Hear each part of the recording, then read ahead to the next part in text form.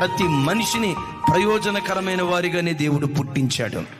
తమ్ముడు, నీవెప్పటికీ నిష్ప్రయోజకుడివి కాదు, నీవెప్పటికీ నిష్ప్రయోజకురాలివి కాదు. నన్నెందుకు దేవుడు పుట్టించాడు?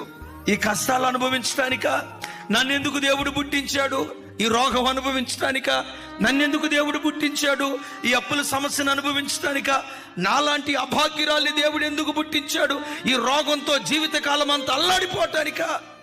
నో, నీ బ్రతుకు మీద దేవునికి గొప్ప ప్రణాళికలు ఉన్నాయి. నిన్ను కన్న తల్లికి నీ మీద అన్ని గొప్ప ఉద్దేశాలు ఉన్నాయో లేవో నాకు తెలియదు, కానీ భక్తుడైన దావీదు అంటాడు, నా ఎడల నీకు కలిగిన తలంపులు,